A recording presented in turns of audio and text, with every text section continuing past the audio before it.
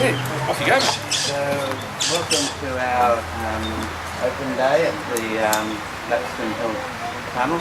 So what we're going to do today is just talk about it. And we have a couple of members here to lead the tour groups today, including Dennis. And I'm also a tour group leader with National Trust and also a member of the Heritage Advisory Reference Group for the Blue Mountain City Council as well. You might have noticed that we've made some progress over the years with the council to get the tunnel cleaned up, opened up. They put 1,700 tonnes of rubbish out of the tunnel and another 1,200 tonnes of muck and stuff from the swamp at the other end. So a fair bit of work has been done. Council's role here is really about managing the project. It doesn't have funding, so the main object for the council is to try and acquire funding and to be able then to open it on a more permanent basis for the community. A little bit about railway terminology. If you know anything about railways, you know that up means down and down means up. So that's about all you need to know. The trains coming from Sydney are travelling in the down direction, even though they're going uphill to the mountains, and vice versa. When they go downhill, they're called up trains. The other aspect of terminology is that this is the Lapstone Hill Tunnel, not to be confused with the Glenbrook Tunnel, which is the tunnel that you go through when you're going up the mountains. The geology here is rather interesting and dictates a lot of what happened here, because we have the Lapstone monocline, which is a feature, a fault that goes from down near Picton, down that way, all the way up towards Putty, and it's basically a lifting of the land above the escarpment of the Blue Mountains.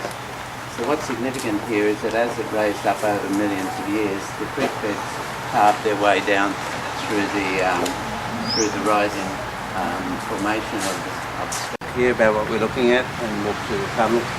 It's about 600 and something metres long, so we'll pace it out and work it out as we go. Mushroom growers were kicked out of here. They didn't manage the site very well, but it's been in a liminal state. If you like, that goes continuously right through the tunnel. The other parts are all just decoration.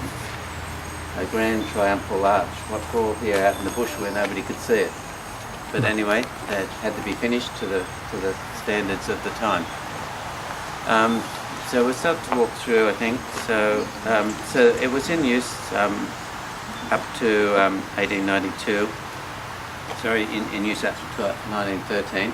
So this was the first deviation of the original zigzag railway. And then there was a second deviation, which is the current line, which goes through Glenbrook Gorge, through the tunnel in Glenbrook Gorge. So again, coming back to terminology, let's not get mixed up. We call this now Lapstone Hill Tunnel, and the other tunnel is called Glenbrook Tunnel, so we don't get them mixed up. So we'll have a look through. So follow. Okay, so a few interesting changes as it goes up. If you have a look, you've got the English bond brickwork here, and then it changes the style of the brickwork to what's called stretcher bond. The reason for this was that the English bond is very strong and was good up to a certain height, so the wall wasn't curved very much, but as it started to curve further, you needed a different style of laying the bricks, which is what you see there. You also see the safety recesses here, so if the train was coming, we'd all be tucking into there. It mightn't be crowded today,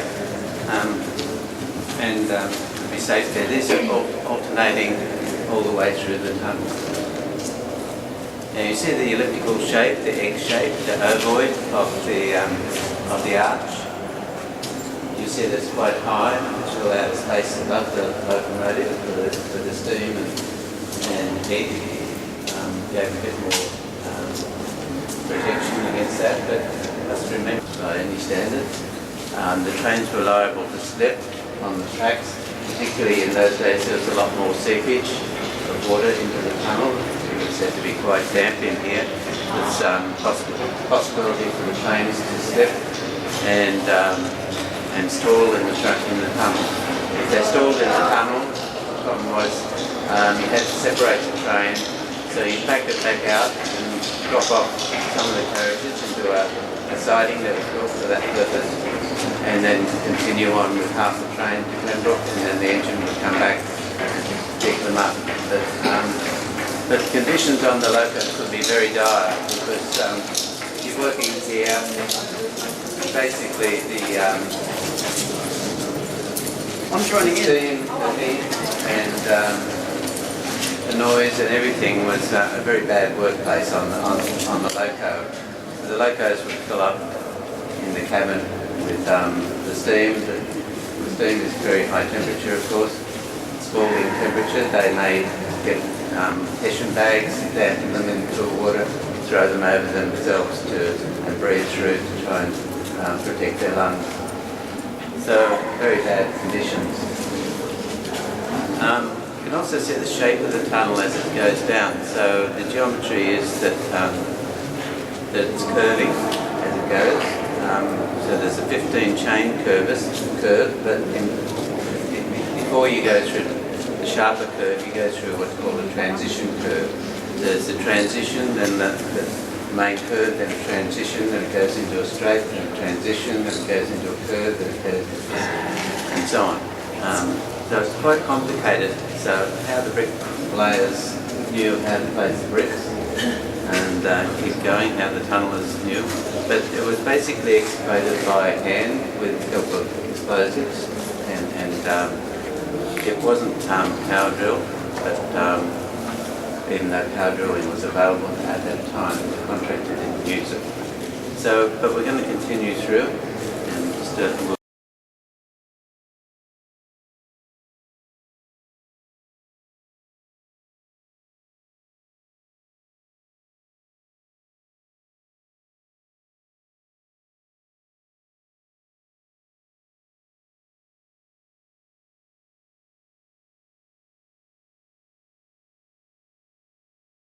He's not in the open.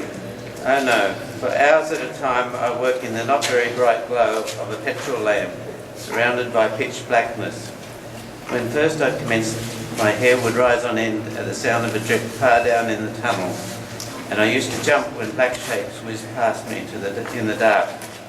Now I have discovered the black shapes are innumerable bats, and the drip falls into an old drum, the echo as it falls never being twice the same in 1 hour. So what was she talking about? She's chipping away the rock. She's throwing mushrooms. In her time, this is 1938, there was a man called Mr. Herbert Rowe leased the tunnel from the Department of Railways because it was abandoned, and he put lots of planter boxes, beds, all the way, 3/4 of the way along this tunnel was mushroom beds. A lot. Okay. And his daughter Glenda had the job when she wasn't at school of tending to the mushrooms, and she did all the hard work. In fact, she had to go to school in Penrith each day. But when she got to intermediate level, she was taken out of school, much to her disappointment. But because her job was to tend the mushrooms. Now, Mr. Rowe had lost everything in the Depression, and this was his last chance to rebuild a business. He'd been running a construction company with over 90 people and lost everything, house and cars and everything, in the Depression. So this was his chance to build up a new business, but it was largely Glenda that did the job. The manure, the soil, everything came. The manure came from Lithgow on the trains, and she picked it up from the stations, carried it here on a trailer on a bicycle. She built up the beds and refreshed them. She planted the spawn, as it's called. She picked the mushrooms. She took them to the Glenbrook station and dispatched them to the markets in Sydney every day. Every day she picked 100 pounds 40 kilo of mushrooms from here. And so it's a very lucrative business. What was he doing while she was doing all the work? As a place for storing chemical weapons. So they took over the lease. They were evicted and given 1 week's notice and evicted. So they lost totally their business and lost all the mushroom beds and everything. A little bit about the chemical weapons.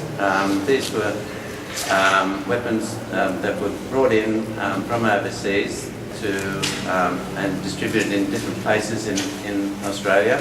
In New South Wales we had here, Picton, Glenbrook Tunnel out near Lithgow and so on. So several different sites.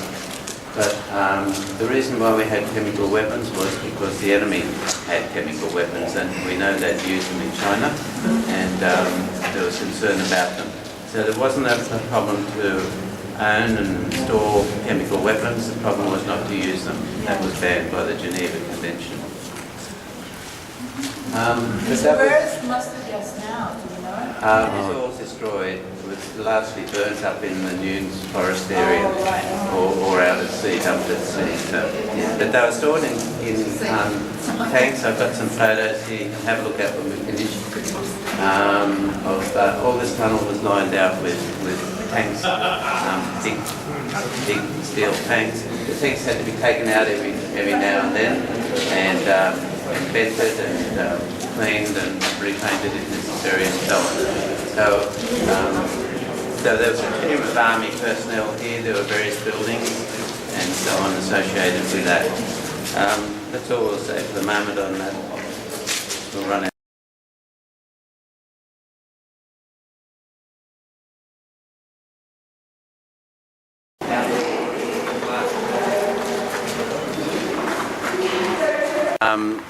The structural element is really the three courses of brick that we see in the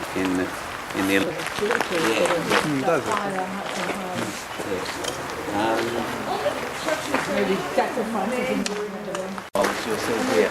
So the idea was that there was a very long drill bit called the jumper bar. It was about this long. A guy would stand there holding it. Another guy would hit the top of it with a sledgehammer. He'd then turn it and hit again, turn it, hit again. Can you imagine doing a 12-hour shift doing that? And that's how they were done. And then the idea was that you then packed it with dynamite or gunpowder and lit the fuse and then run. Now when they lit the fuse, the expression was fires on. And that everybody ran for cover. Everybody knew where they had to get cover. The 4 people died making the tunnel and the cutting through here, and at least 20 people were seriously injured. So there was a big cost, not only in dollars but pounds. But no. Up in here we can see this gully going up here. This is called Smike's Gully. Sir Arthur Streeton, I should say, was up on the rock up there painting this painting. I think it took him a couple of months doing it. He did a couple of different versions of it. In fact, the painting is in the Art Gallery of New South Wales. It's well worth a look, but it has some fantastic detail about how the work was progressing. Looking down here, we see this rock wall, which is behind us here. And but he was depicting an incident that happened while he was painting. He came to Glenbrook to paint panoramic scenes from the mountains, but then he was fascinated by what was happening here behind him, which was this tunnel being formed at that time. He didn't know anything about that, but it just happened upon it, and it became the feature of his painting. But also what happened at that time, though, was that one of the men lighting the fuses got trapped and couldn't get away from the lit fuse, and he died there while Arthur Streeton was here. And he's depicted in the painting being carried out from this cutting area here. Thanks for bringing us down here. Yeah. I think we need to start going hail and everything else. They were concerned about the railway and about the conditions here, and ran down the hill to see, and they were horrified because there was something like 3,000 tonnes of material being washed out of the cutting by this torrential downpour, and the train was approaching, so they were able to stop the train and signal back to Glenbrook station to stop the train coming the other way. And for their efforts they were rewarded with a £25 each, and plus an engraved pocket watch, and plus a medal. Now the pocket watch remains. I don't know what happened to the £25. We haven't seen it, but Probably bought a house. but the pocket watch is in our Glenbrook Museum with the engraving in it of gratitude from one of the passengers on the train, and also a letter of commendation from the railways as well. So.